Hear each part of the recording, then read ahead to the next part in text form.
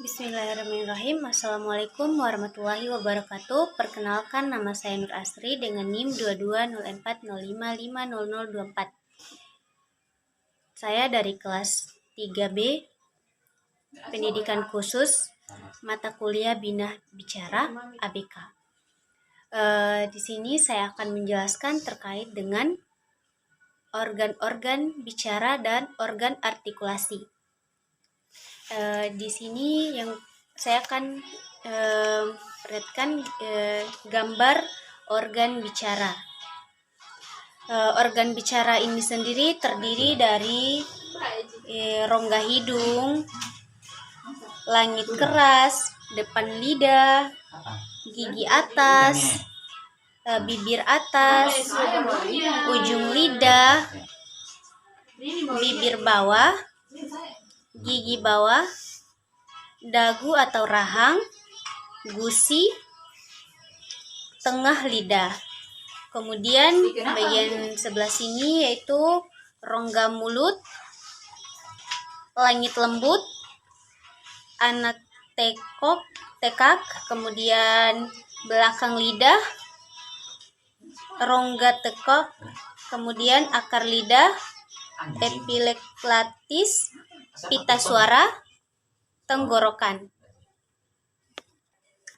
Adapun fungsi-fungsi dari rongga bicara, organ-organ bicara, yaitu yang pertama yaitu rongga hidung. Rongga hidung berfungsi sebagai saluran udara menuju tenggorokan. Udara yang masuk ke dalam rongga hidung akan dihangatkan serta dilembabkan sebelum mencapai paru-paru. Rongga hidung juga berperan sebagai saluran pembersih utama bagi udara yang masuk menuju paru-paru. Kemudian lelangit keras. Lelangit keras yaitu berfungsi membantu dalam membentukkan suara dan pengucapan konsonan langit-langit atau konsonan palatal. Kemudian depan lidah. Depan lidah itu sendiri berfungsi sebagai alat bantu untuk berkomunikasi. Lidah bekerja sama dengan gigi dan bibir untuk mengeluarkan suara yang keluar dari dalam mulut. Kemudian gigi atas. Gigi atas sendiri juga membantu mengucapkan kata-kata dengan jelas dengan memberikan permukaan bagi lidah untuk mendorong ketika membentuk suara tertentu. Kemudian ujung lidah. Ujung lidah itu sendiri berperan penting dalam pembentukan bunyi-bunyi konsonan tertentu seperti D, T, N, I, dan R. Kemudian bibir bawah.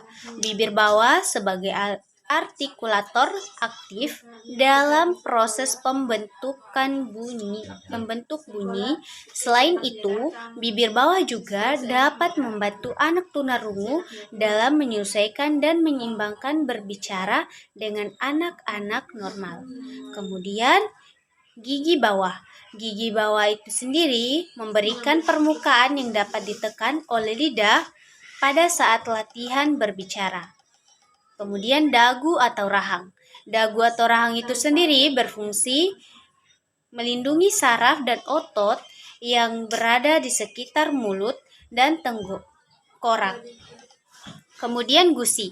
Gusi berfungsi untuk melindungi alveolar dan akar gigi pada pertemuan semento sampai enamel. Kemudian tengah lidah. Tengah lidah untuk membantu anak tunarungu dalam melafalkan bunyi-bunyi tertentu. Kemudian itu terkait dengan rongga mulut. Rongga mulut itu sendiri adalah suara tertentu ketika udara masuk melewati pita suara dan menimbulkan getaran serta gelombang suara di seluruh tenggorokan, hidung, dan mulut. Lelangit lembut. Lelangit lembut itu sendiri berfungsi untuk menutup jalur udara dari hidung pada bagian faring agar makanan tidak masuk ke rongga hidung. Kemudian anak tekak. Anak tekak mengatur lalu lintas udara dan makanan. Kemudian belakang lidah. Belakang lidah berfungsi membantu proses menelan, membantu produksi air liur, membantu dalam mengenali tekstur makanan, membantu dalam berbicara. Kemudian rongga tekak. Rongga tekak itu sendiri sebagai pintu penjaga rongga mulut, mengangkat lelangit lembut yang terletak di dalam rongga tekak untuk menutup rongga hidung. Kemudian akar lidah sebagai alat bantu untuk berkomunikasi. Kemudian epiglottis itu berfungsi menutup saluran masuk laring sebelum ditelan untuk mencegah makanan dan cairan masuk ke saluran pernapasan. Kemudian pita suara. Pita suara itu sendiri berfungsi untuk memproduksi suara seperti melindungi jalan napas, mengatur aliran udara ke paru-paru, mencegah kejadian burung gagak. Kemudian yang terakhir yaitu tenggorokan. Tenggorokan ini sendiri berfungsi memperkuat suara. Sekian penjelasan singkat terkait dengan organ-organ bicara dan organ artikulasi. Terima kasih. Assalamualaikum warahmatullahi wabarakatuh.